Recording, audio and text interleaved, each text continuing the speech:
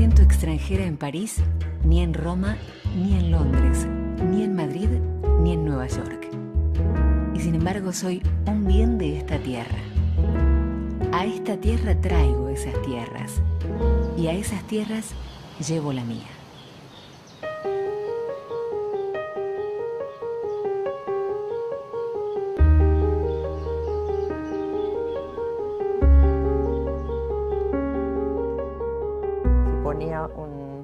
Siempre flores que cortaba ella, no se le ocurría comprarse una flor artificial, suponete. Se cortaba jazmines, cortaba rositas chiquitas y se hacía un ramito y se lo ponía siempre con una cosa de ella de brillantes que tenía paquetísima. Yo la conocí mucho a Victoria y la adoraba. Iba a la casa a comer con ella, era tan graciosa. Tenía un coté cholulo, le gustaban las telenovelas como locos y se enamoraba de los galanes como vos y como yo y vos. Ella tuvo las tres condiciones indispensables que requiere la raíz griega de la palabra aristocracia, que es un sentido ético de la vida, un sentido estético de la vida y un sentido heroico. ¿Y qué es el sentido heroico? Es dar todo sin pedir nada a cambio.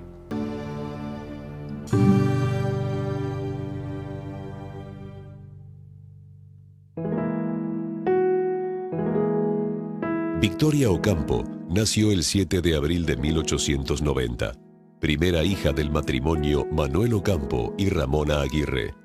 La familia, de neto corte aristocrático, poseía fuertes y poderosos antepasados desde la época de la conquista española en la región, y fue educada en esa tradición.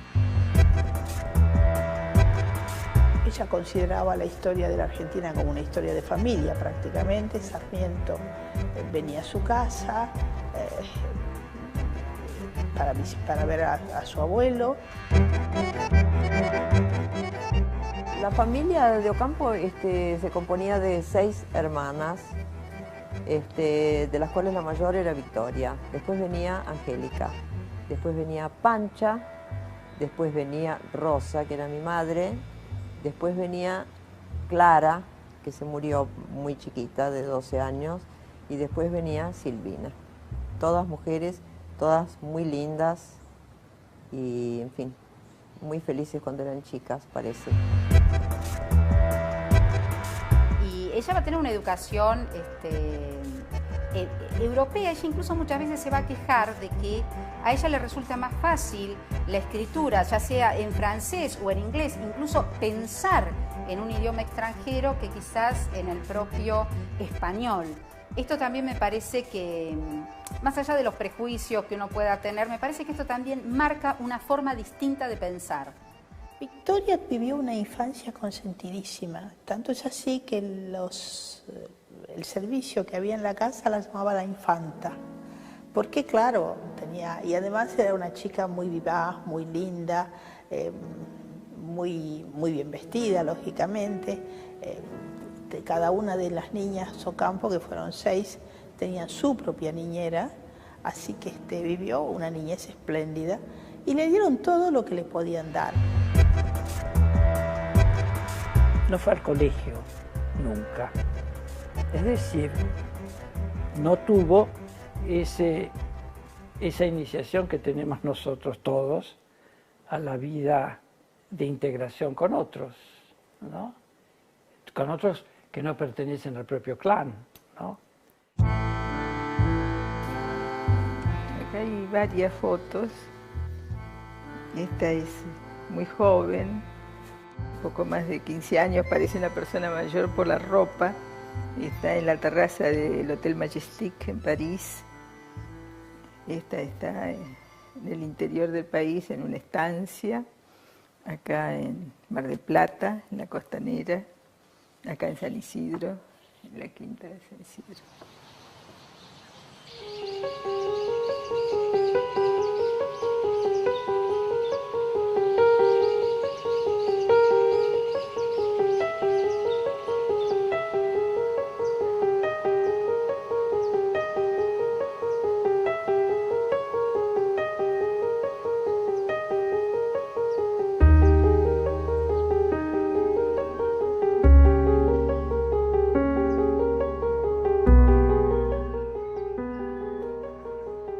Los libros, moneda corriente en la casa de la familia Ocampo, atrajeron a Victoria de inmediato. Pero el modo de vida a fines del siglo XIX en el país tenía asignado un papel específico para la mujer, y ese rol no alentaba demasiado el desarrollo intelectual. Había oído al padre que decía qué lástima que Victorita con las condiciones que tiene no haya sido varón. Eso la ofendía mucho. La madre le encontró debajo de la almohada la balada de la cárcel de Reading de Oscar Wilde, que es muy triste, que va contando las penas de un condenado a muerte y las penas que sufren los otros presos, pensando que los van a matar tal día. Y se lo sacó, se lo confiscó. Ella lo tenía debajo de la almohada y se lo confiscó. Entonces Victoria, en represalia, dijo que se iba a tirar por la ventana. Y la madre dijo que hiciera lo que quisiera. Pero no se tiró. Pero en cambio tiró docenas y docenas de pares de medias de ella y de sus hermanas que habían comprado para traerlas a Buenos Aires, ¿no? Victoria se casó muy joven, a los 22 años, con el abogado Luis Bernardo Mónaco Estrada, también de familia aristocrática. El marido se llevó pésimo toda la vida, así que era un tipo que la quiso dominar y tía Victoria la metías en un zapato así nomás. Cuando ya vuelve del viaje de bodas, vuelve totalmente desencantada de su marido, porque se da cuenta que cambió la esclavitud de su casa.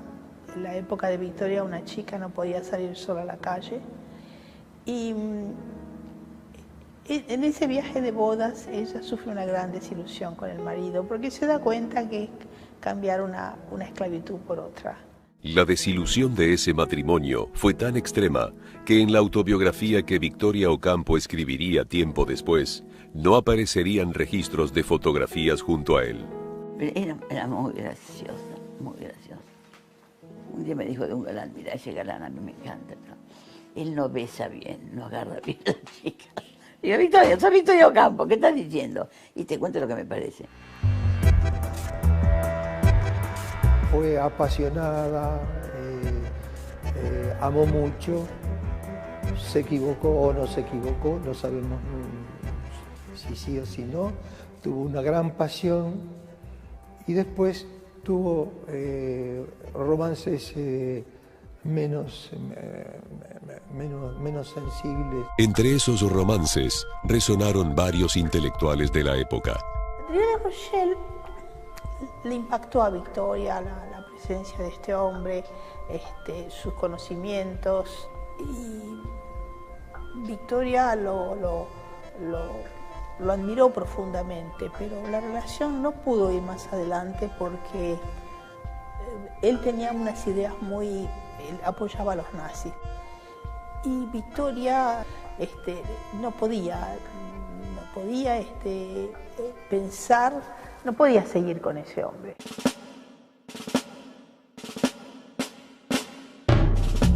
Pero hoy día ser partidario de la violencia es ser partidario de la bomba atómica. Y ser partidario de la violencia no es solo ser partidario de quienes combatieron a Hitler, es ser partidario de Hitler, puesto que a violencia nadie lo ganó en esta época. Yo creo que Ortega y Gasset, no sé si será una indiscreción, me parece que estaba como enamorado de ella, Ortega. Ortega era una persona inteligentísima y ella le tenía gran admiración y él también a ella se ve. Y venía mucho acá a Buenos Aires. Sin embargo, otro hombre, menos conocido en el ámbito intelectual, sería el verdadero amor de Victoria Ocampo. Julián Martínez, que además, por las fotos que yo he visto, era uno de los hombres más lindos que tuvo la Argentina. Iba al Colón, muy bien vestida, muy paqueta siempre ella. Y Julián estaba en un palco de enfrente, suponete. Y que tía Victoria, como era así que no le importaba nada, que la miren o que no la miren, parece que se ponía los anteojos de larga vista y no le sacaba los ojos de encima al palco donde estaba Julián.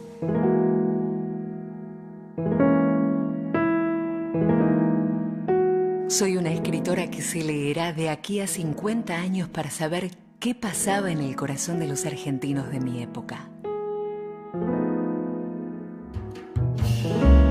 Si hubiera que fijar una fecha para señalar el comienzo de Victoria Ocampo en el terreno literario, se podría mencionar 1920, cuando aparece en el diario La Nación su primer artículo. Trataba sobre la Divina Comedia de Dante Alighieri y lo tituló Babel.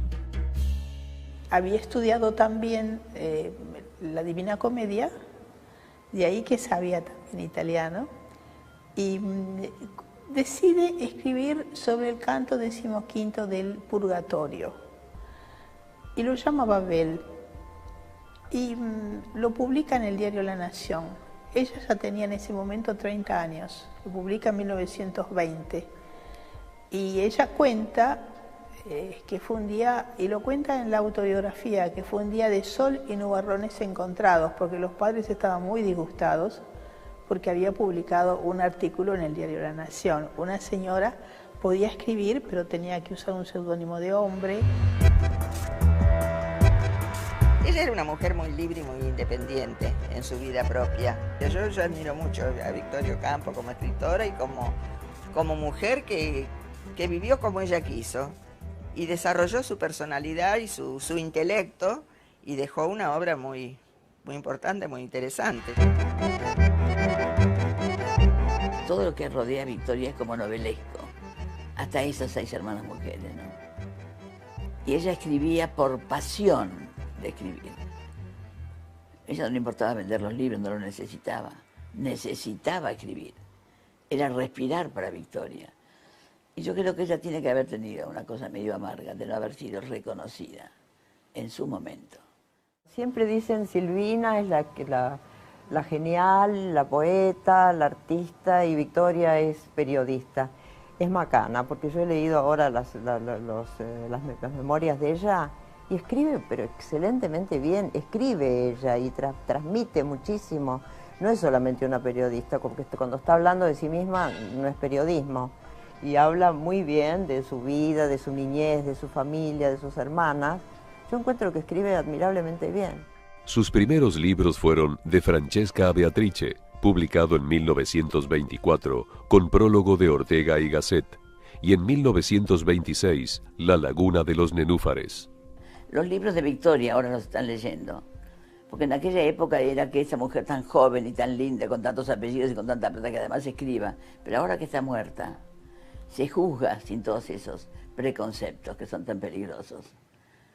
Es una escritora estupenda, una crítica literaria, una persona de una cultura, sobre todo francesa, pero universal. Cualquier tema le sugería algo. Por ejemplo, si iba a Inglaterra, bueno, a lo mejor un cambio de guardia en el Palacio Buckingham le sugería algo.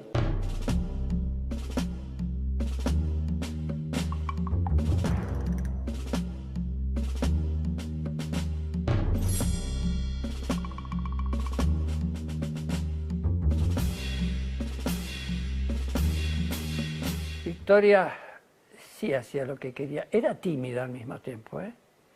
Era tímida y parecía que se llevaba el mundo por delante. Y no se lo llevaba tan por delante, pero hacía así lo que quería. Hacía lo que quería y con una especie de tosudez hispano-criolla, ¿no? Ella era un personaje, Victoria.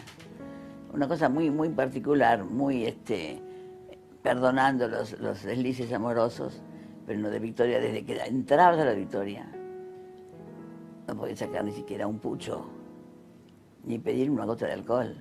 Tomabas limonada y si tenías ganas de fumar te ibas al cuarto de baño.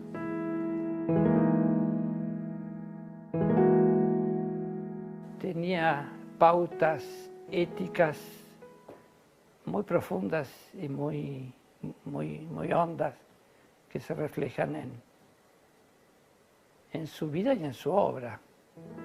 No transigía, no transigía. Y era nobilísima en su sentir. Era hermana mayor y había sido como preferida y cuidada y obedecida, ¿no? Ella pertenecía indudablemente a esa clase social imbatible que hay en la Argentina, que es una casi de un país monárquico, ¿no? Ciertos apellidos que abren puertas, porque suenan como una campana. Y Victoria pertenecía a eso. Ahora, que en ese mundo aparezca una escritora, esa vocación de literatura, es raro. En 1930, Victoria Ocampo comenzó a idear una revista que más tarde reflejó las principales corrientes intelectuales europeas y que sirvió como vidriera al mundo de lo que realizaban los escritores argentinos más cercanos a ella.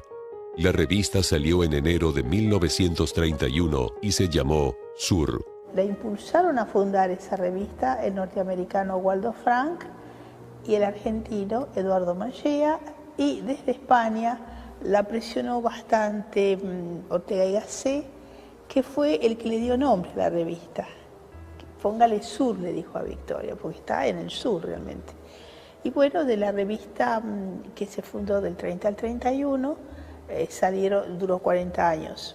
Y para solventar la revista, Victoria fundó en el 33 la editorial Sur, que se estrenó con El cancionero gitano de García Lorca. Ese fue el primer libro que sacaron. Después, Victoria estableció como un puente de doble mano, porque ella trajo a todo, salía por ejemplo, suponte, un libro de Malraux en París, o salía los libros de Virginia Woolf, pero a los 2 o 3 meses de salir en la edición original en su país, se editaban en la revista Sur.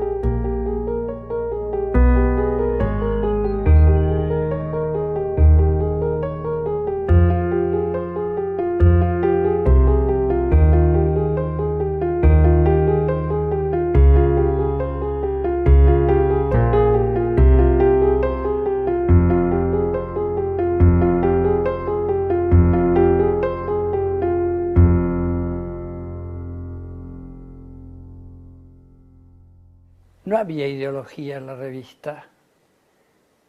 La prueba está la variedad de firmas que aparecen en el sur.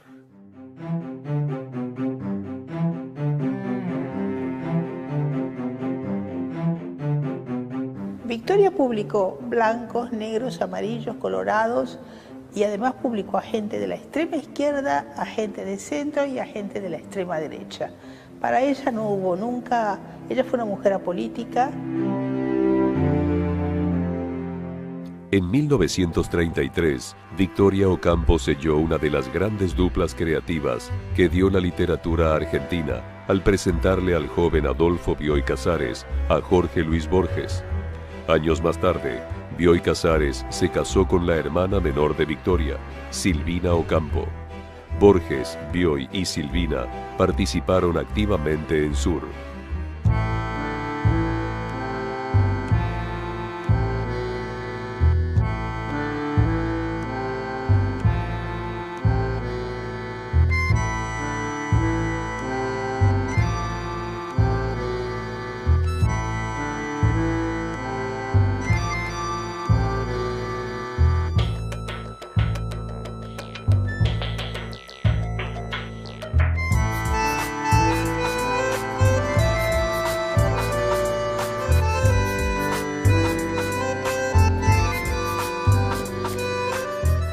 Casa de Rufino de Lizalde, que ahora es propiedad del Fondo Nacional de las Artes, la hizo construir Victoria alrededor de los años 28-29, la inauguró en el 30 y fue construida por el arquitecto Bustillo, que se basó en las bases de Le Corbusier, que era todo muy moderno.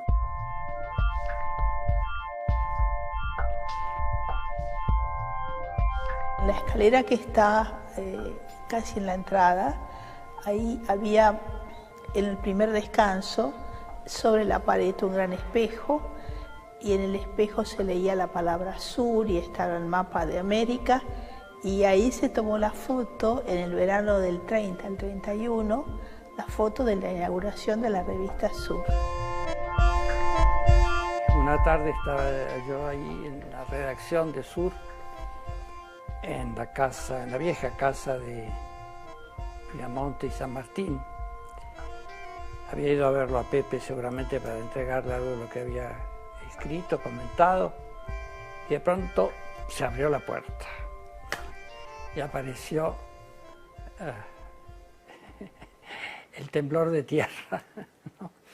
Y fue apenas una presentación y un saludo y se fue inmediatamente. El gran placer de Victoria Ocampo era escribir.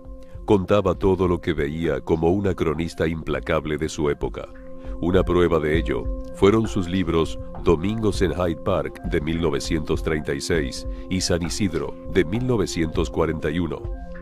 Ella fue más que todo una cronista de su tiempo.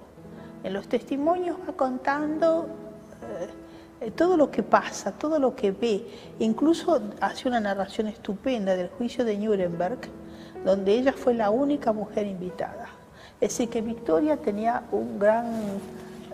Se la conocía mucho en el mundo a Victoria y se la conocía como una mecenas, como lo que era. No había creación intelectual del tipo de poético o novelístico. Ella era una cronista y así son los 10 libros de los testimonios, son cosas que ella vio, cosas que pensó. En el viaje que hizo ella en el año 46, después de la guerra, de apenas terminada la guerra, conoció a Graham Greene y se propuso invitarlo a que viniese a Buenos Aires. Cuando vino Graham Greene, ella lo trató como lo trataba a Borges, que lo trataba como si fuera un hermano menor. Los agarraba así, los sacudía, le decía no sea bruto, les hablaba así a ellos, les hablaba de una forma que uno no se imaginaría, porque en esa época tampoco no se usaba, y decía malas palabras además. Y les decía no sea animal usted, o váyase a la M, qué sé yo, cualquier cosa les decía. Y a Graham Greene lo trató muy, muy confianzudamente, yo lo veía eso, y él estaba chocho, encantado. No era esas mujeres sabias y cultas, sin pintura y como peleadoras por las grandes verdades del mundo. Tenía eso y además era una señora de alta sociedad, que le gustaba un chiste verde, que le gustaba saber con quién anda el último galán de la televisión. Esa combinación no se da mucho.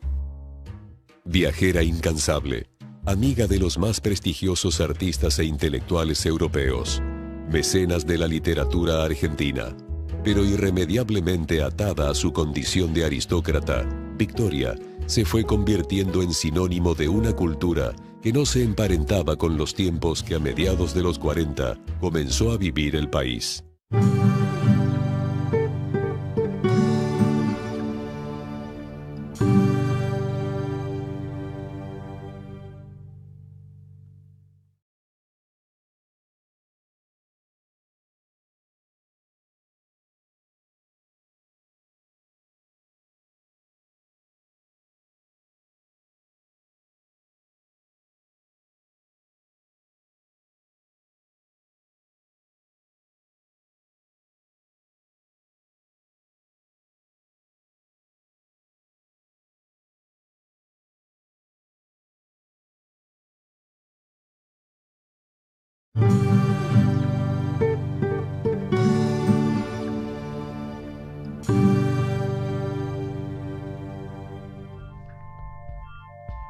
Victoria Ocampo fue importante testigo de la época en la que vivió. Sus 10 tomos titulados Testimonios al igual que los 6 volúmenes condensados bajo el nombre genérico de autobiografía, reflejaron su particular punto de vista sobre los acontecimientos de buena parte del siglo XX. Y la Argentina, por supuesto, ocupó un lugar destacado en su mirada. Fui presidenta de la Unión de Mujeres Argentinas. Hacia 1935 a 1936 arremetieron contra los pocos derechos obtenidos hasta la fecha. El nuevo panorama era pavoroso. Esta reforma regresiva del Código, ideada por un grupo de grandes señoras de las leyes, fue combatida por unas cuantas mujeres, yo entre ellas, con todo ardor. Conseguimos anularla. Siempre he seguido protestando contra la infame ley de la patria potestad, pese a que no tengo hijos. Yo no sé si la Cámara de Diputados y Senadores quiso reformar la ley. Y el reformar la ley era volver a la mujer al estado de idiota. Y entonces ella armó un escándalo espantoso, dio una gran conferencia radial que se transmitió al mismo tiempo acá y en Madrid, lo que para los años 30 era, y consiguió que no se votara esa ley. Ella va a tener una confrontación muy importante con todos los nazismos y fascismos que en esos momentos en Europa están teniendo un apogeo, aquellos que llegan al poder, como puede ser Mussolini o como puede ser persona a la que ella conoce, porque Mussolini fue un fascista, entre otras cosas, muy culto, y que conocía a muchísimos intelectuales y con el cual Victoria tiene conocimiento. No es el caso, por ejemplo, de Hitler, que siempre tuvo como un pensamiento mucho más tosco. Fundó la Unión Argentina de Mujeres, donde había algunas mujeres que eran de izquierda, que eran completamente de izquierda. Sin embargo, ella, bueno, con esas mujeres hicieron esa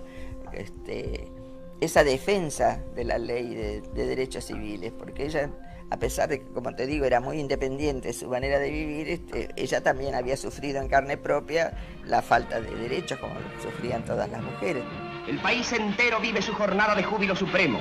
Corrientes interminables de ciudadanos llegan desde todos los puntos de la patria para vivir de cerca la histórica fecha de la transmisión del mando presidencial, el 4 de junio de 1946.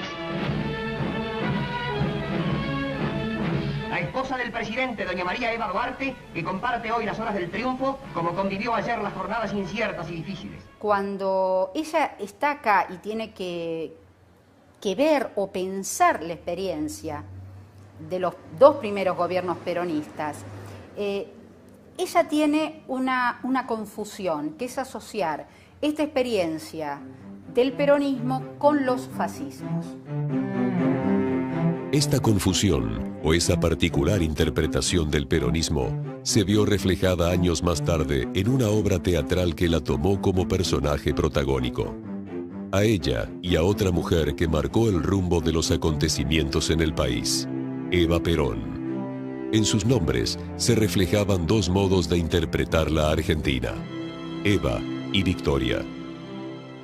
Yo hacía de Victoria Ocampo. Había una frase que yo decía, que como que me dolía decirla.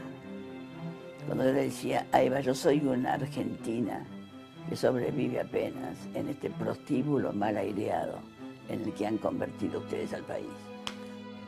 Cuando tempranamente o a mediados de la década del 40, por ejemplo, Perón anuncia que él va a hacer lo posible y lo imposible para que las mujeres adquieran el derecho político, ¿no es cierto?, del voto, en ese sentido, por ejemplo, un error político, diríamos hoy, de parte de Victoria fue oponerse. Fue oponerse porque ella priorizó no el fin, priorizó la metodología. Había momentos en que una vez pasó lo que nunca pasa, que alguien de la platea gritó una palabra, que era lo que todos queríamos que alguien dijera. Cuando Eva le dice a Victoria, están tomando el té, porque toman el té juntas, ahí tiene mucho humor, ella le dice, ayúdeme señora, yo estoy acá, soy la mujer del presidente, y no sé cómo manejarme en sociedad, no sé a quién llamar por teléfono, no conozco a nadie. Si usted me ayuda, usted no se da cuenta que las 2 juntas podemos salvar este país. Y le dice, ayúdeme. Y un día, de la platea, una voz de mujer gritó, ayúdela.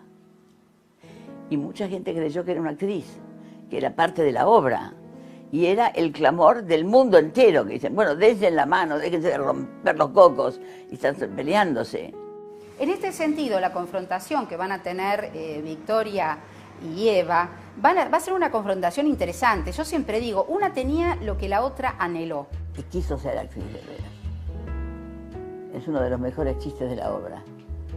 Cuando están peleando Eva y Victoria en la obra que vamos a hacer ahora. Ella la mira y le dice, Victoria, ¿sabe una cosa? Le dice. Yo cuando era chica quería ser actriz. Así que usted y yo pudimos haber sido colegas. Y Eva la mira y le dice, hubiéramos tenido problemas de cartel, que es un bocadillo de lujo, ¿no? Ella siempre mantuvo sus posiciones y sobre todo en un régimen como era el régimen peronista que había hecho huir a más de un varón, ¿no es cierto? Y sin embargo ella le marcaban la casa y estaba, pasaban cosas y se quedaba.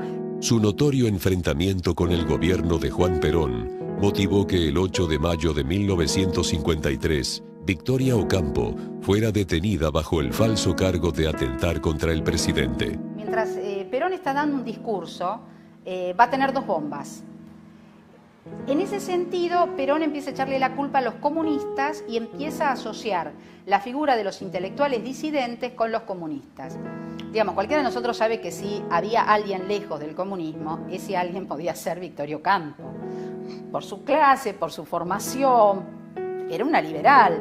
Pero bueno, en esto de palo y a la bolsa que a veces hacía el peronismo y que también hacía una bolsa de gatos con el antiperonismo, aparece como toda la idea de una Victoria comunista. Se la acusó de estar en una concentración que hubo en Plaza Mayo y donde murieron, no sé, 3 o 4 obreros, los mataron, pero Victoria estaba en Mar del Plata y se la acusó de ser el cerebro de esa organización.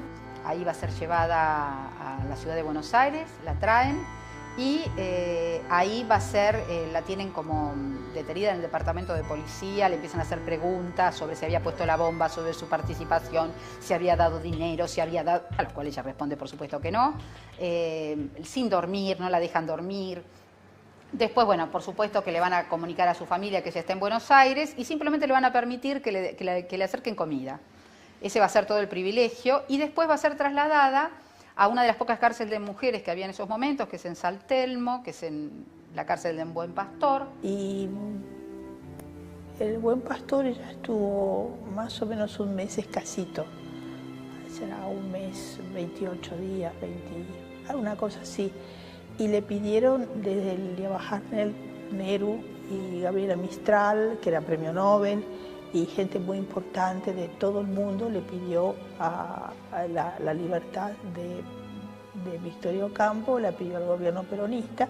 Ella no describe esos 26 días como lo peor que le pasó en la vida. Ella, por supuesto, que reconoce el oprobio que para ella significó, ¿no es cierto?, la cárcel, que la sacaran, pero también de alguna manera el despojo, ella lo toma como un verdadero aprendizaje. Fue muy importante para ella la cárcel, muy importante porque ella dice, por fin tocó fondo. Yo, que privilegio la verdad por encima de todo, dejé atrás esta cárcel encubierta donde vivía sin barrotes y aquí he tocado la realidad. Y estoy agradecida de haberla tocado y de que se me haya presentado esta oportunidad para conocer un ámbito que ella no conocía. Soy de una esquina de Florida y Diamonte, de otra, de San Martín y Diamonte, donde nací, de las barrancas de San Isidro, de una quinta en Mar del Plata, cuando las calles eran de tierra y no de asfalto. Pero soy de París y de Londres y de Roma y Madrid y de Nueva York y hasta de Calcuta, que no conozco. Soy del mundo entero sin dejar migajas.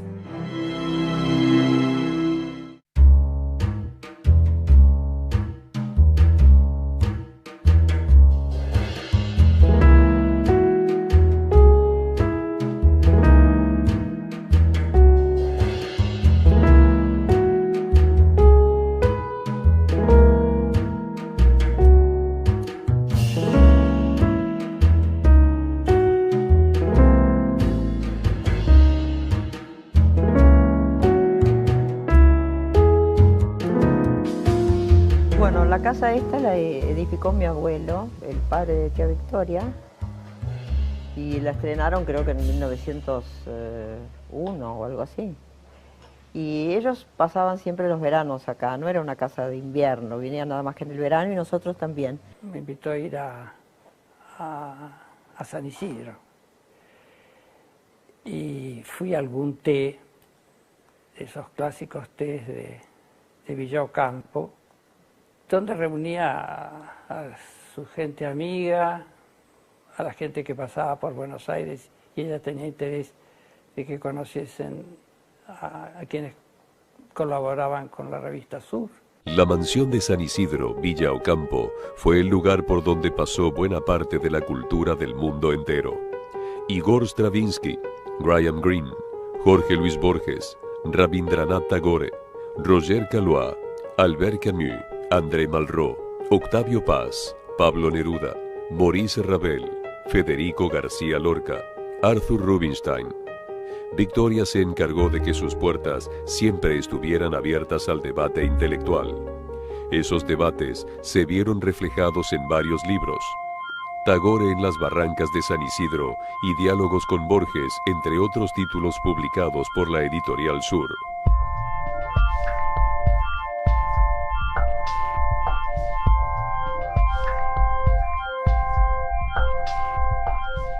Me acuerdo perfectamente de esas ventanas a la hora de la siesta, pero aparte de eso, este es el sillón donde ella se sentaba como una reina acá y venían toda la gente acá. Ahora, el té lo tomaban en el comedor, nunca se lo traían acá, así el té como se hace ahora, que es donde estás, sino que lo tomaba acá y conversaba con toda esa gente que venían de Buenos Aires, la llamaban todo el tiempo gente para venir.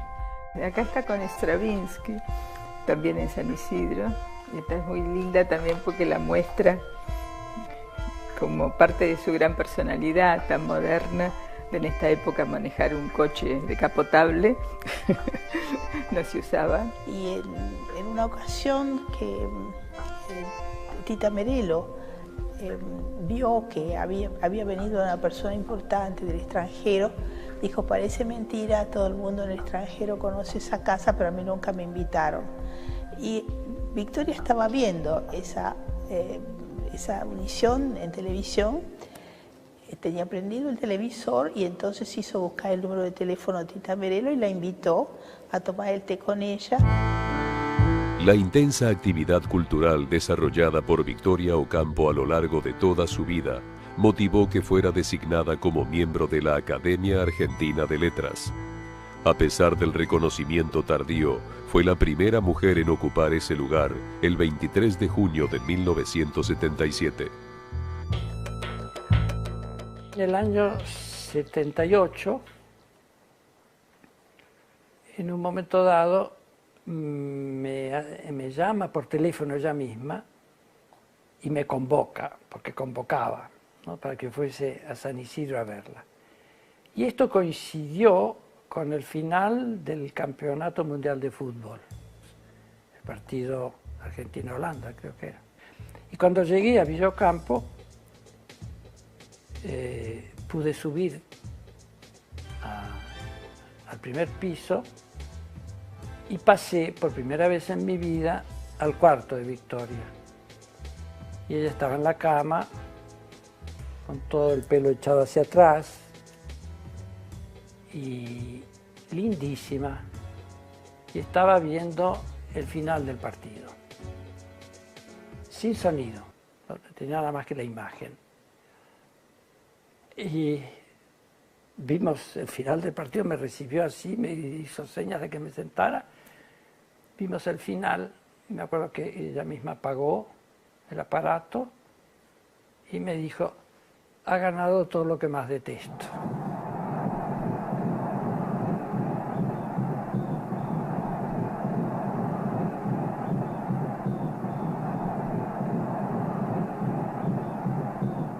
Y ella se fundió, por todo lo que le gustaba, se fundió.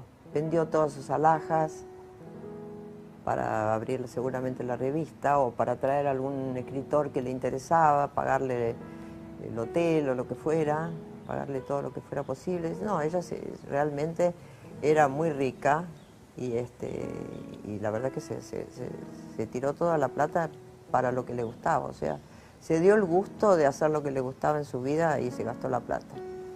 Ella se enferma, cree que tiene un dolor de muelas y en realidad lo que tiene es un cáncer en el paladar. Y la operan, le hacen unas prótesis porque no tiene más paladar. Al final ella ya no podía comer. La última vez que yo la vi, que fue muy poco tiempo antes de morir, unos 2 meses creo antes de morir, o 3, había adelgazado como 30 kilos porque no podía comer. Le habían hecho una operación muy espantosa en la cara, estaba muy desfigurada y no le gustaba que la vieran. Y entonces vivía sola acá, sola. Se venía manejando de Buenos Aires a los 80 años, manejando el auto. Y yo te digo, acá la casa era bastante triste. Yo he venido algunas veces a comer y pensaba, ay, qué valiente que es que estás sola en esta casa, porque te inunda, eso es muy grande esta casa. Tomamos té juntos y Victoria, ya me iba yo también, me tomó la mano y me dijo, ahora que me decidí a que me veas como estoy, volvé cuando quieras. Entonces, lo que me surgió fue decirle, ¿me dejás que te bendiga? Y me dijo que sí. Entonces, la asigné en la frente y la bendije. Y ella se puso a llorar. Y yo también. El 27 de enero de 1979, a las 9 de la mañana, murió en su casona de San Isidro. Borges reflejó días después en el diario La Nación quién había sido Victoria Ocampo. En un país y en una época que las mujeres eran genéricas, tuvo el valor de ser un individuo. Dedicó su fortuna, que era considerable, a la educación de su país y de su continente. Personalmente, le debo mucho a Victoria, pero le debo mucho más como argentino. Yo me acuerdo todavía perfecto una fábula de La Fontaine, que en aquella barranca de ahí, ella me la enseñó porque decía que tenía un buen francés, que a ella le encantaba el francés, y que tenía muy buen acento, y ella me quería enseñar cómo se recitaba, porque era lo que a ella le habían enseñado y me encantó. Me daban unas clases que me parecían bárbaras, pero era muy chiquita, yo tendría 10 años, qué sé yo.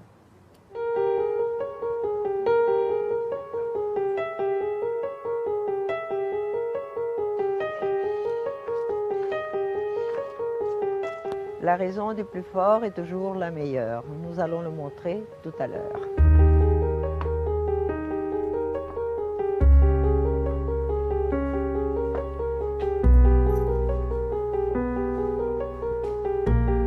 Quería que guardáramos de ella su imagen esta, cuando ella era joven. Que le gustaba a ella y nos gustaba a todos. A mí también me parecía un retrato espléndido. Siempre lo miro con mucho gusto porque refleja realmente toda la fuerza y el carácter y la belleza que tenía Victoria. En este momento en la Argentina, que faltan tantas cosas, diría Victoria, se extraña. Nada más.